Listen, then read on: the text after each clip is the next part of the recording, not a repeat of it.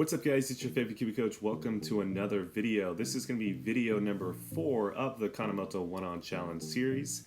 In this video, we're going to be reacting to video number 3. So if you guys haven't watched video number 3, there'll be a link down below. However, without further ado, let's go do this thing.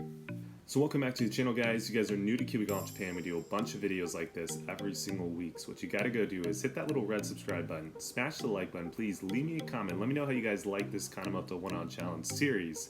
And as always, hit that little bell notification. You guys are getting notified every single time we drop a video. So real quick before we start the reaction video, quick shout out to Grande Golf Club as well as all the affiliated companies with Grande. Thank you guys so much for sponsoring the TV show. I'll be leaving links down to Grande Golf Club as well as all those other affiliate companies down below. So make sure to go show them some love, go follow them on social media, visit the website, all that good stuff. Also, GolfNet TV, again, another big shout out to them. Thank you so much for allowing me to be on the series. The crew was amazing, the whole experience was amazing. So, without further ado, let's go hop in and start reacting to this video. So the first part of the video I want to react to is going to be the initial scene where I meet Mr. Kanemoto. Now, a lot of my clients have watched that scene and they kind of tell me, hey, Kiwi Coach, I saw in that scene that you actually went up there and grabbed Mr. Kanemoto's bicep. And my clients, they want to know, they're like, hey, did you do that yourself or did the TV show tell you to do that? And to answer the question, yeah, the TV show definitely told me to do that. Personally, I thought it was going to be super awkward, and I thought when I did do it, he was going to be like, dude, what the hell, like, don't touch me. However, maybe someone told Mr. Kanemoto I was going to do it or whatever. He ended up reacting to it pretty well. He started laughing, he thought it was funny, and it started off the TV show on a positive note. So the next scene was when I actually started to analyze Mr. Kanemoto's data, and to give you a little bit of a background behind that scene, when we were actually in Golf Labo, yes, there was the TV crew there, which was maybe about 4 to 6, maybe 8 people at the most. However, there was also a whole bunch of Golf Labo members there, which totaled the whole group around 35 to 40 people. So, to give you guys that behind the scenes look, that's actually kind of what I was looking at when I was kind of looking out into the scene. However, the lights were really, really bright, so it was actually kind of hard to see everyone. However, yeah, there was a bunch of people there, so it was a little intimidating to kind of start that TV series.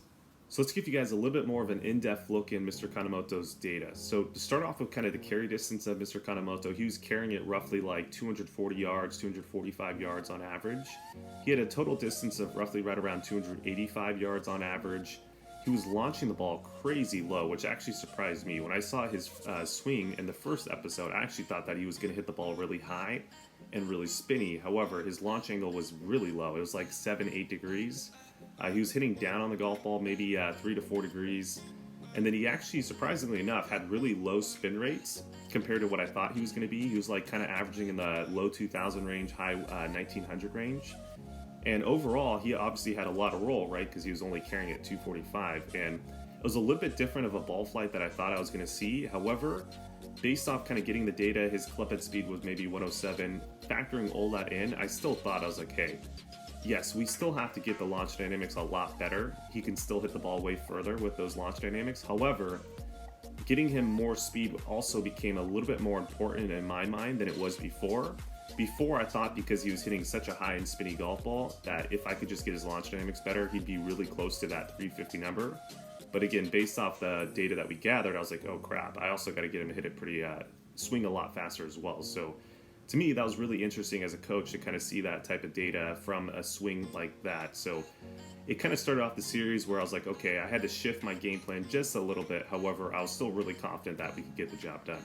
So the last part of this video, I want to do a quick little in-depth look of the hack motion analysis. Now, they did a quick little brief part about it at the actual TV show, but let's go a little bit more in-depth. So to start at setup, we actually found that his lead wrist was not very extended at setup, which typically leads me to see that the player is going to have a weak grip. So typically if a player has a weak grip, we're going to see the lead wrist is not as much extended, as opposed to if you had a stronger grip, you're going to see that the lead wrist is much more extended at setup. So that kind of led me to believe, hey, yes, this guy is struggling with the slice. Obviously, if he has a weak grip, we'd probably want to switch that to definitely more of a strong grip, especially if we're working on a golf swing that's going to be more so like a long drive swing where he's swinging really, really fast. I'd love to see him have a little bit more of a stronger grip, so it's okay for him to get that extension at the top of the swing and the face angle won't get so far open.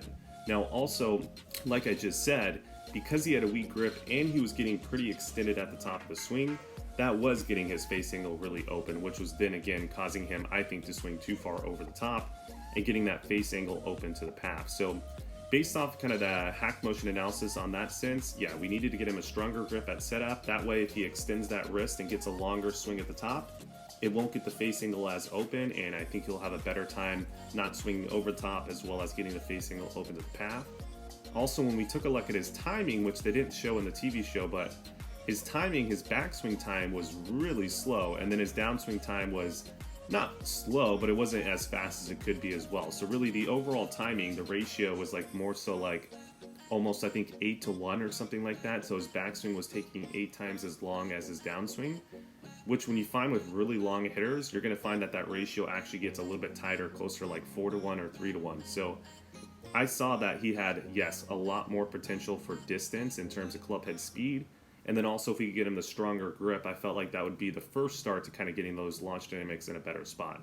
Alright, so that's the end of this reaction video. I hope you guys enjoyed it. Now real quickly for you instructors out there, if you guys have ever struggled with changing your clients' golf swings, or if you found that analysis that I just talked about to be insightful and maybe that's something that you haven't thought about with your clients before, I want you to go check out my Kiwi Coach shadowing program. You actually now have the opportunity to watch my lessons live in person or virtually. So that means that you can watch an entire lesson. You can see kind of how I analyze the client's golf swing, how I actually fix the client's golf swing, and then what type of practice plans I put in place after the lesson so that the client can continue to get better after the lesson. So again, if you want to watch the whole process of my lesson and see exactly how I can change my client's golf swings, you got to go check out that Kiwi Coach shadowing program. There'll be a link down below.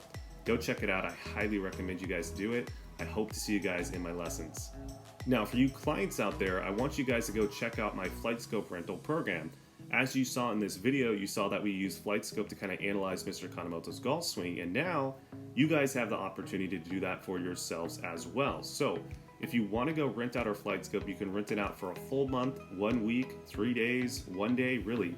Whatever you guys want, you guys can rent that FlightScope out. You can do exactly what Mr. Kanemoto did when he analyzed his golf swing, as well as you can actually fix your golf swing because you can actually see what your club path numbers are, what your face angle numbers are, what your dynamic lofts, all that good stuff. And I think it's incredibly vital to your practice. So go check out the link down below for the FlightScope rental program. I hope you guys will enjoy it.